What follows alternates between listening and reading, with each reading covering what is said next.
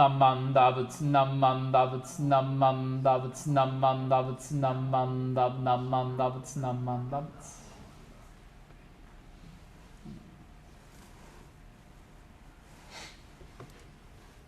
Namandavats.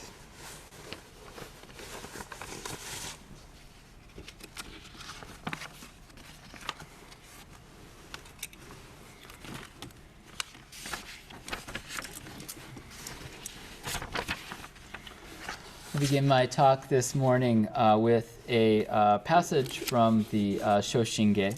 This is an English translation. Please join me in Gassho.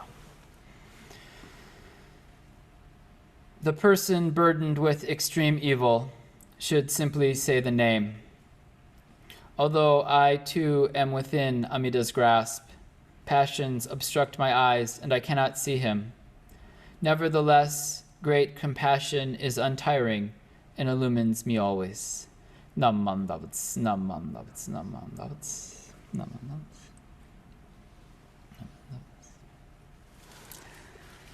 Oh, hi Stephanie. It's good to see you all. This is very, very nice to have everybody together. So Stephanie's doing a Dharma double header today. She played piano for San Mateo Dharma service, and now she's here with her mother joining us for Shōshinge. So this is wonderful to all be together, and it's good to see all of you. Oh, hi Susan. See, Susan's got her camera on as well.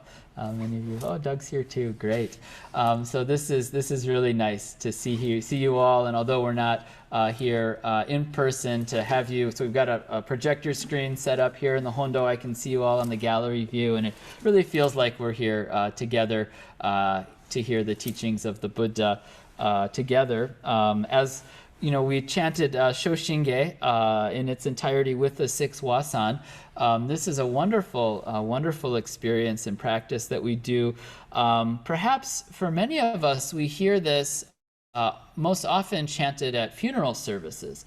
This is commonly chanted at temples in Japan. BCSF is kind of unique in that we have this monthly Shōshinge service. Many temples, Shōshinge is primarily chanted for funeral services, and it's very meaningful to chant Shōshinge because it expresses the essential meaning of the Jodo Shinshu teaching, which brings us comfort throughout the many challenges that we face, and I think particularly when we, at the time of losing a loved one. One of the unique things about the Japanese Buddhist tradition is that funeral services are one of the primary activities of Buddhist temples in Japan. Funerals and memorials for many temples in Japan, that's basically their main activities. They'll do the major services, but day in, day out, week by week, it's the funerals and memorials that are the occasions when folks gather at the Buddhist temple. And that's somewhat unique. Of course, all Buddhist traditions have offer rich support for those who are grieving and mourning and have ritual and rites for that process. But in the Japanese tradition, it's really kind of at the heart of the practice. And some people even talk about this Japanese funeral Buddhism, or Shōshinge Bukkyo, funeral Buddhism. And people in their minds will associate Buddhism with funeral services and with death. Some people say that, for example, it's bad luck to meet a Buddhist priest on New Year's Day, because somebody might die in your family that year because you've had this encounter with death. Or there's an issue with chaplains in Japan going into hospitals because people don't want this association of death with Buddhist chaplains, people in their Buddhist robes. So many Buddhist chaplains will not wear their robes into the hospital. I've even had people ask me, when I go to perform services, Makuragyo and so forth, they'll ask me, are you going to wear the Buddhist robes to go? And I think, of course. But some people in their minds, they're like, are people okay with that? So it's a different kind of attitude.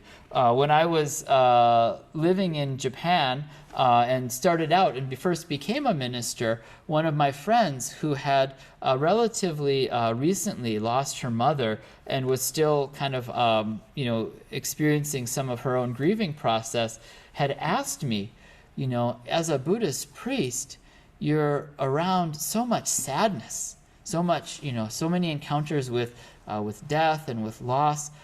Isn't that really depressing? Why would you want to do something so depressing? And I think it's true that an encounter with death is sad, and it should be sad. And I feel that a funeral is a meaningful way to encounter that loss, to encounter the reality of death, to hear these words of the Shōshinge that we chanted today, and to take comfort in that teaching is, to me, the most powerful and empowering way to encounter that moment of loss. And in Buddhism, the idea of sadness is closely connected with the reality of compassion. In fact, the Japanese word, for those of you who know some Japanese, the Japanese word for sadness is kanashi, kanashi. And in the Japanese reading, it's kanashi. In the sort of Chinese reading, it's hi. And it's part of this word jihi. So the word for compassion in Buddhism contains the word for sadness. These things are so closely connected. And I want to explore a little bit, reflecting on these words of the Shōshinge. What is this relationship between sadness and compassion in the Buddhist tradition? So Shinran Shonin, when in the Shōshinge, he has a very clear explanation of this word compassion. He writes, concerning compassion, jihi, to eliminate pain is termed ji. To give happiness is termed hi. Through ji, one eliminates the pain of all sentient beings. Through hi, one becomes free of thoughts that do not bring them peace. So there are these two parts to being compassionate, to practicing compassion, to experiencing compassion. The first part is to eliminate pain, to take away the pain. And then the second part is to give happiness. So to eliminate pain, to remove the pain, and to give happiness. This is what compassion means from a Buddhist perspective. And so if we think about this, think about your daily life. What form does compassion take in your daily, everyday living? So in Buddhism, our daily lives, our activities are made up of three parts. We call these the three kinds of karma, the three kinds of activity. Our bodily activity, our actions, our words, our speech, and our thoughts. So what you're doing, what you're saying, what you're thinking, that is your life right there.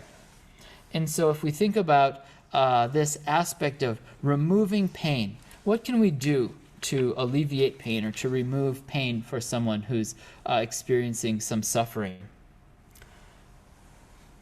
If we start with our bodies, right, we can give some food to someone who's hungry, for example. It's very basic.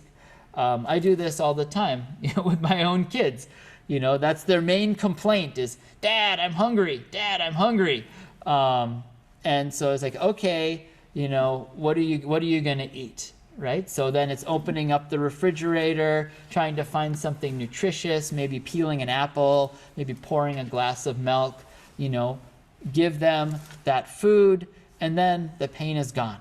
A lot of times the fighting starts when they get hungry, right? If they start fighting, the first question is, okay, are they hungry?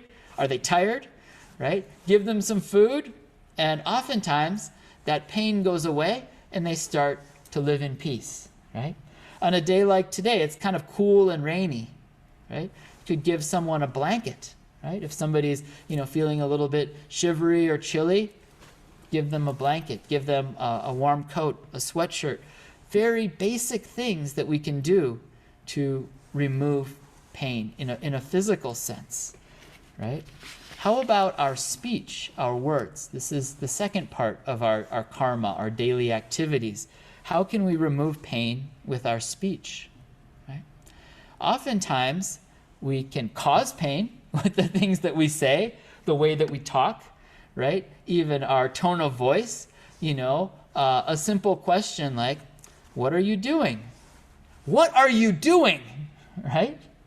Just that little tone of voice can give pain or it can remove pain, right? So if we take care with our way of speaking, our tone of voice, the things that we say, we can remove pain from somebody's life. We can make their life less uncomfortable, less difficult, right? Another thing that we could do to practice this compassion of removing pain is if we see someone having a hard time, we can speak up. We can say, hey, that's not right, the way you're treating that person. That's not the way someone should be treated. This is another thing that I try to instill in my own kids. If somebody is having a hard time, if somebody's being bullied, speak up, say something about it. Go find an adult. Speak up in their defense. My kids give me a running commentary on what happens at school every day, and I appreciate it because they still talk to me. I know enough that the time is coming, especially my oldest is 10 now, I can see that window is closing of open communication, but I still get some commentary about, what happened today, and, I'm starting to hear about, so-and-so called so-and-so such and such, and I'm starting to hear these bad words and these names and things like that, or, I get the question of, what does this mean? And then I have to sort of, think about, okay, I've got to tell them what it means, but I also got to make it clear. You don't want to say something like that to somebody. And so I ask, where did you hear that? It's like, oh, so-and-so, called this other kid this name.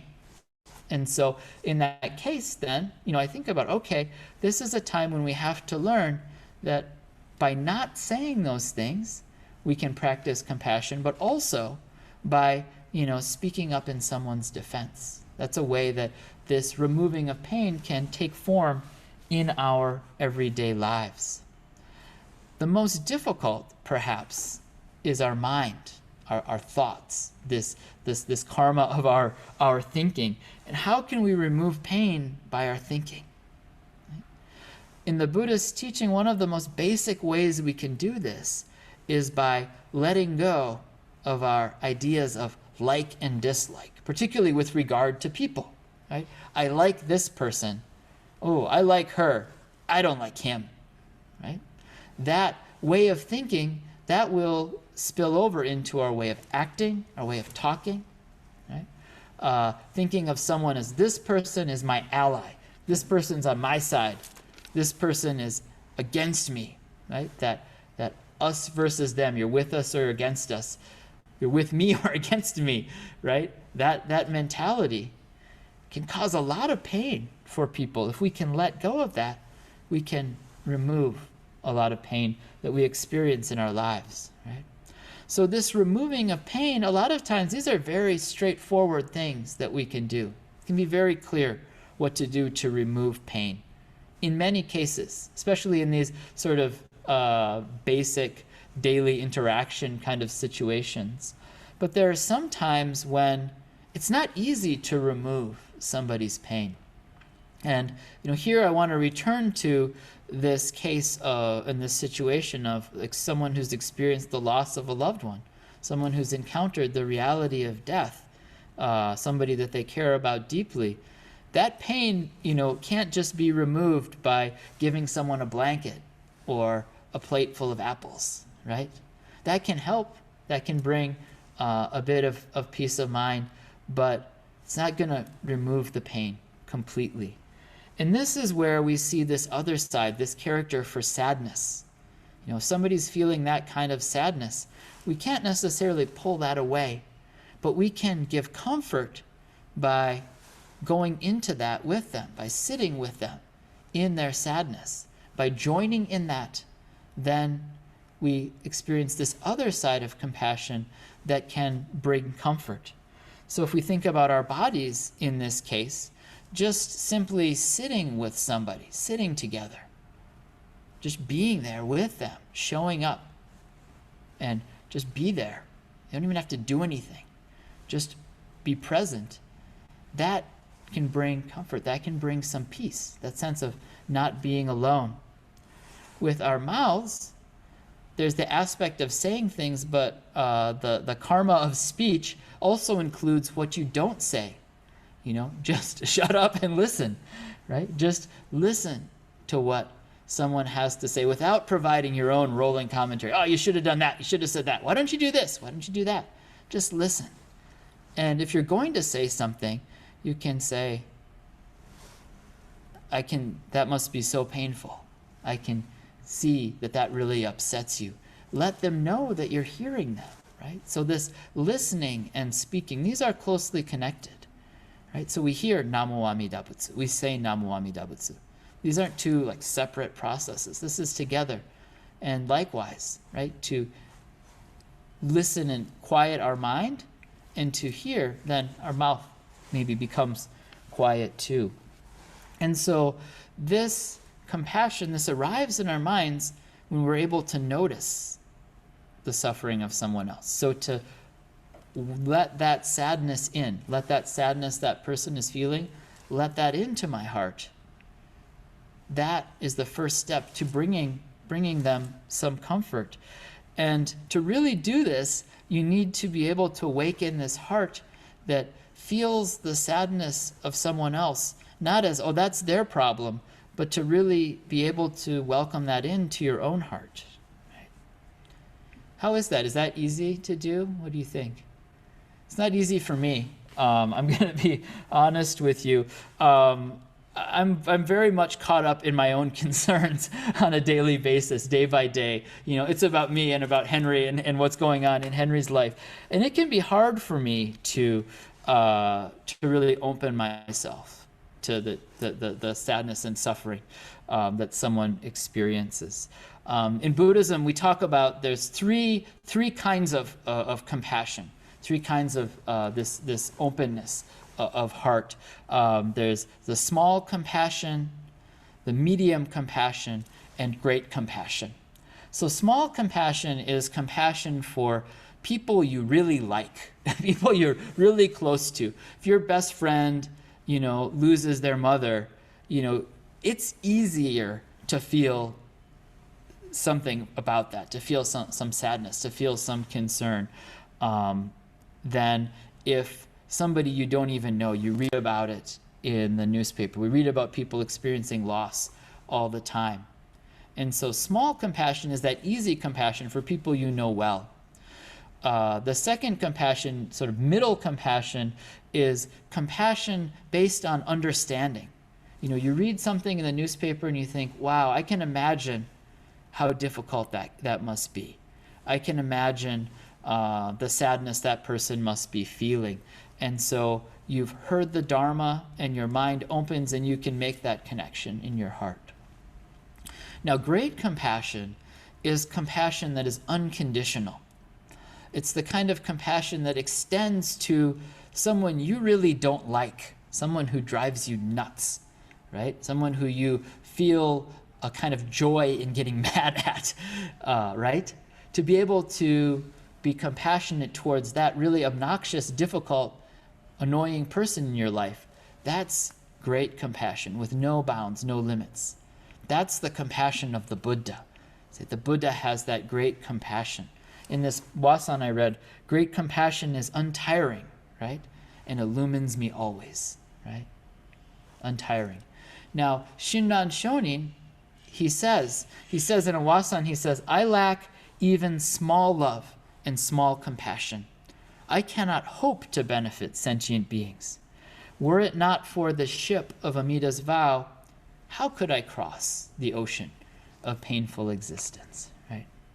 When I hear this, I think about myself, just little things that I feel like I should be able to do. I'm married, and my wife is the person who I should feel the deepest concern for, the most closeness to, for whom it should be easiest for me to feel compassion. That small compassion should be easy with my loving wife who does so much for me every day. Right now, she's at home with our 3 kids, taking care of them on a rainy Sunday afternoon in our house. Such deep gratitude. It should be easy for me to feel this compassion for her. But I think about this one situation where she had purchased this beautiful set of dishes for our house, and when one of them I'd sort of not taken care. I'd given them to our youngest son to eat a bowl of cereal in, and lo and behold, he knocks it off and it shatters all over the floor, right? And she was very distraught, very sad about this, because she had, taken care, found this very nice set of dishes to create this beautiful experience for all of us to enjoy a meal together. And, I had quite carelessly just sort of, just given it to this toddler to use. And she was upset about it. And my response should have been to listen to how upset she was, and to understand, and to to apologize, and to be really be able to just be with her and listen to how she was feeling upset. But I immediately got defensive, right? I immediately sort of went on the defense about it. Well, we didn't have other clean dishes, and so on and so forth. And so it immediately kind of became about me in that moment, right? Instead of being able to listen and hear her sadness and her feeling of dismay about these dishes. I mean, this is a minor little thing, but it's the kind of thing that a person should be able to, who has the capacity for small compassion, to say, okay, this isn't about me, to set that aside and to really have the open heart, right? But then I realized in that moment that even that kind of small compassion is lacking in me. And so in moments like that, I would turn my ears to this wisdom we have from Shinran Shonin, which says that for those who lack small love and small compassion, right, we have the ship of Amida's vow. Shinran Shonin talks about, in this passage that I read, passions obstruct my eyes. Greed, anger, ignorance obstruct my eyes, so I can't see the activity of the Buddha's compassion at work in my daily life, right? If I had my eyes open to that light, I would be able to practice more of this, even small compassion. But Shinran Shonin writes that great compassion is untiring and illumines me always.